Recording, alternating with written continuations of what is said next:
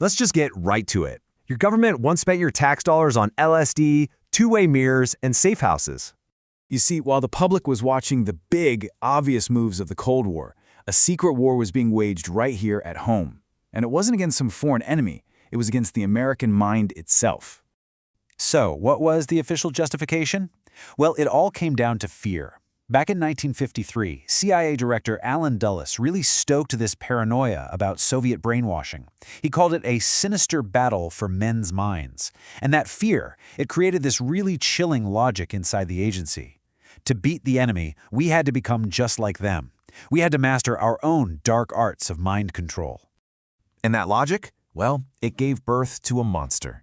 The master program for all of this was called Project MK Ultra. And listen, this language I'm about to use, this isn't my interpretation, it's not speculation. This is the CIA's own definition, pulled right from declassified documents. The program was explicitly for the control of human behavior. It's so clinical, so official, and frankly, it's terrifying. You know, the bureaucracy of it all is what's so unsettling. Look at this. This is a real document for MK Search, which came after MK Ultra. Check out the official objective: to produce predictable human behavioral and/or physiological changes. They weren't just curious. They were actively trying to turn human beings into machines they could predict and control.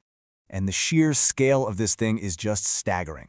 MK Ultra wasn't some small rogue operation. No, this was a massive, sprawling enterprise with 149 different subprojects. They were experimenting with everything: LSD, heroin, you name it. They used hypnosis, electroshock, and they targeted the most vulnerable people they could find: prisoners, hospital patients. At its peak, this thing was consuming 6% of the entire CIA budget. That's a huge investment. Now here's the crucial part. The only reason we know any of this is because they messed up the cover-up. In 1973, the CIA director Richard Helms, he just gives a verbal order, and poof, thousands and thousands of pages of research, reports, and evidence just went up in smoke. The documents that survived, they survived by accident. So what we're looking at, it's just the shadow of the full operation. Which brings us to the grittiest, most depraved corner of this shadow world. A program with a name so vile it sounds like it's made up: Operation Midnight Climax. The operation ran out of two main hubs. It kicked off in New York's Greenwich Village back in '52, kind of like a ground zero for their street-level testing. But by 1955, they had really refined the model. They moved west to San Francisco and set up this sophisticated trap in a safe house on Telegraph Hill. This is where they perfected the whole methodology. The only way to describe the atmosphere inside these places is grungy surveillance. The San Francisco safe house was all decked out to look like a French brothel. Toulouse-Lautrec posters, pictures of can-can dancers. But all that cheap glamour was just a set. Behind it all were two-way mirrors, hidden microphones, and the cold, unblinking eye of the agency. And the procedure itself was just so clinical, so predatory. Here's how it worked. Step 1. Prostitutes on the CIA payroll would lure an unsuspecting man back to the apartment. Step 2. His drink gets spiked with LSD. Step 3. Agents watch everything that happens from behind a secret mirror. And the goal of all this? Step 4. To study human vulnerability, to perfect techniques for sexual blackmail, basically to weaponize weakness. Now look, an operation this depraved, it needs a special kind of manager.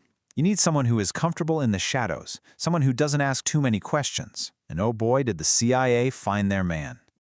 His name was George Hunter White. He was a veteran of the OSS, the CIA's precursor during the war, and he was a senior agent for the Federal Bureau of Narcotics, which gave him the perfect cover. He went by the alias Morgan Hall, pretending to be an artist or a sailor. Even his own colleagues called him brilliant and reckless. He was exactly the kind of guy who would get a job like this done. And the reality of what he did, it's just grotesque. Declassified reports paint this picture. George White, the master of this whole domain, sitting on a portable toilet behind the two-way mirror, sipping a martini, and just watching American citizens have their minds secretly dismantled so he could write his reports. So you have to ask, why? Why did he do it? For national security? For science? Nope. In his own words, from a letter he wrote to his CIA handler, he did it because, quote, "it was fun, fun, fun."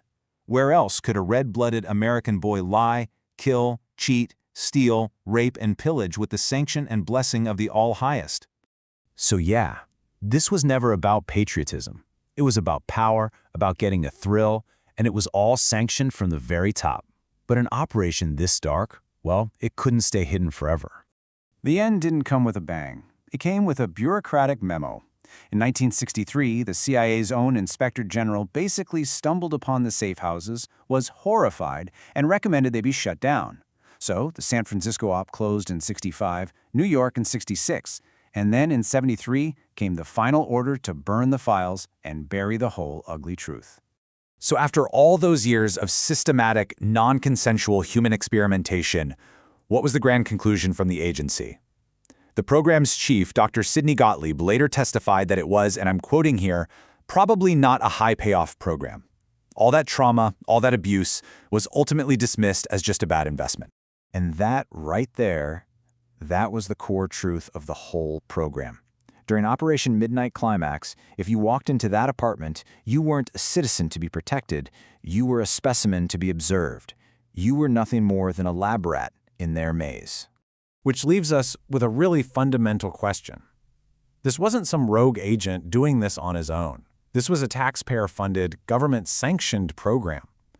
So when the very system that's designed to protect you becomes the predator, who is left to watch the watchers?